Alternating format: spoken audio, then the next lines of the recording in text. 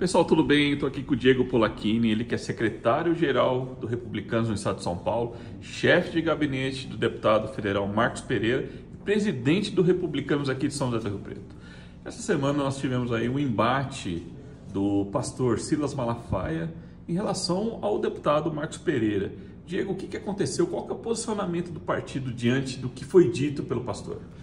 Bom, Rodrigo, primeiro é importante contextualizar essa história. O Marcos deu uma entrevista à CNN, na CNN, durante uma pergunta a respeito do projeto da anistia, dos que estão presos lá devido àquela manifestação de 8 de janeiro. Ele respondeu tecnicamente a respeito de como ele enxerga aquilo dentro do rito processual. Ele disse que, ao ver dele, não tinha como votar esse projeto agora. Tem um problema aí, porque a anistia pressupõe anistiar algo que já está julgado e condenado. Não dá para anistiar alguém antes de um processo transitar em julgado e antes de haver condenações de fato. Então ele estava explicando tecnicamente isso, né? Ele, na mesma entrevista, ele disse que ele consultou os colegas, ele não poderia falar naquele momento em nome da bancada, mas ele consultou os colegas e ele sentiu que havia ali uma tendência favorável à aprovação de uma anistia no momento oportuno. Nisso, o Silas Malafaia, que me parece ser agora uma espécie de porta-voz do caos, né?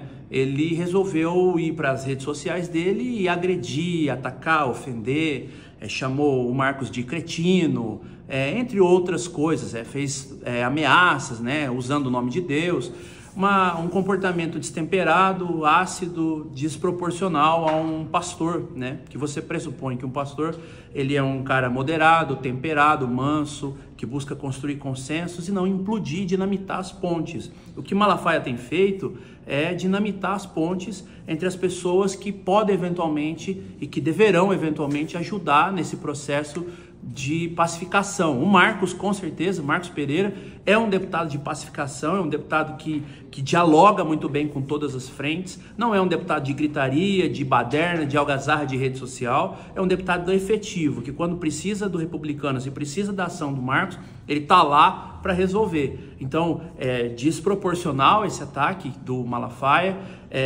não sei se ele fala em nome dele, se ele fala em nome do Bolsonaro.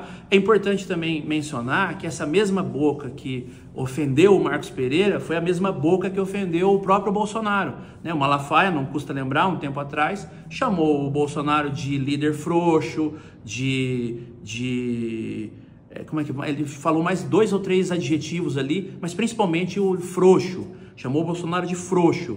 Então, aí o Flávio, obviamente, tentando contemporizar ali, falou, não, essas coisas a gente resolve dentro de casa, mas é um cara que tem uma tendência agressiva de atacar, de ofender, e não é o modelo de trabalho nosso, do Republicanos, muito menos do Marcos Pereira. Mesmo porque sem os Republicanos, dificilmente uma proposta de anistia vai ser aprovada no Congresso Federal. Claro, é óbvio, Republicanos hoje tem 45 deputados federais. Você não pode prescindir do apoio do Republicanos. Isso, nós estamos falando de votação ali em primeiro, segundo turno, na eventual aprovação do projeto. Imagine a seguinte reflexão que o próprio Marcos Pereira fez neste dia. Você aprova em primeiro e segundo turno, vai para a sanção presidencial. É natural, pelo menos é a leitura que eles fazem, que o presidente Lula vá vetar, né? Se vetar, volta para a Câmara. O que era maioria simples, agora tem que ser 2/3. Então, não só os 45 do Republicano, mas vai ter que fazer um grande movimento para conseguir derrubar esse veto, porque vai precisar de mais de 300 e tantos deputados federais. Então, não é momento, eu acho que o Malafaia presta um desserviço ao próprio Bolsonaro, aos presos do 8 de janeiro, ao povo evangélico do Brasil, e ele não é porta-voz dos evangélicos. Ele de longe não é o porta-voz dos evangélicos, ele é porta-voz dele mesmo e da igreja dele. Tá certo. Trazendo uma discussão um pouquinho aqui para Rio Preto, como é que você avalia o governo do prefeito Fábio Cândido Coronel? Tivemos o aniversário da cidade, a bancada do Republicano está muito alinhada com o governo. Qual que é o sentimento que você tem? O sentimento é o que a gente vê, né, dos fatos, do que está noticiado na imprensa, enfim. Tem alguns problemas, óbvio que tem problemas herdados, problemas que não vão ser solucionados de maneira rápida, mas eu torço para que dê certo, eu torço para que eles consigam se organizar. Se nesse momento de dificuldade ele servir para preparar o terreno para as coisas melhores ou maiores que virão, tudo bem, vamos ter que fazer um esforço e ver como é que a gente vai resolver. Fato é que há reclamações, e tá evidente, está posto, você abre as redes sociais, você vai ver que tem reclamações na cidade inteira, em todas as áreas, em todos os setores, porém, esse início de governo pode ser que explique essas dificuldades todas que eles têm enfrentado. O que precisa ter é sinergia e disposição para congregar as pessoas que queiram ajudar a cidade. Se houver essa disposição de congregar as pessoas que querem ajudar a cidade, eu acho que tem tudo para dar certo, mas tem que querer, né?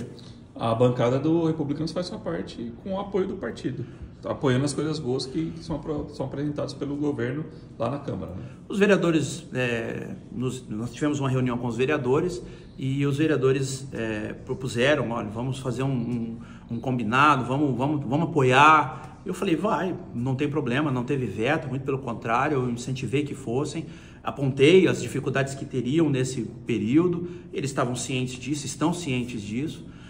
Vai haver projetos que vão apoiar, vai ter projetos que vão votar contra, do processo democrático, cada um tem as suas as coisas que são caras para si, mas eu acho que se eles tiverem um bom diálogo, um bom entendimento, e me parece que está tendo esse diálogo com a Câmara, então eu não vejo dificuldade nenhuma, eu acho que tem que seguir apoiando, mas fazendo a crítica que tem que ser feita, fazendo o apontamento que tem que ser feito. Não a crítica destrutiva, nós não trabalhamos desse jeito. Essa crítica destrutiva, torcer para dar errado, não vamos fazer isso. Nós vamos torcer para que dê certo. E a crítica ela tem que ser pontual. Ó, temos um problema aqui. Como é que a gente resolve esse problema aqui? Então, podemos ajudar a resolver o problema? Porque também não é só apontar o problema. É você se propor a ajudar a resolver o problema. Eu prefiro trabalhar dessa maneira. Eu espero que as pessoas também compreendam isso e façam da seguinte maneira. Diego, aproveitando a oportunidade, muito gentilmente recebendo o Diário do Rodrigo Lima aqui na sede do Republicanos em Rio Preto, questão de 2026, a eleição já começou. As costuras políticas já se iniciaram e você que anda todo o estado, já é isso mesmo? Os apoios já começam a ser construídos? Como é que segue isso agora dentro do partido? O que eu percebo assim, é que cada vez mais as eleições estão se antecipando, o processo eleitoral está se antecipando. Você vê um ano ímpar, um ano que não tem eleição, mas parece que a eleição é daqui a alguns meses, né? E de fato é daqui a alguns meses, mas só no próximo ano. Mas parece que está assim, às portas, parece que vai acontecer daqui a pouco, da maneira como as pessoas estão agitadas e se movimentando. Por um lado é bom, porque você faz com que os atores políticos se movimentem em favor das cidades. Então, todo mundo quer marcar território, quer ganhar espaço, então eles vão se movimentando e com isso, a torcida, que os parlamentares principalmente consigam trazer recursos, né? Ajudar na gestão dos municípios.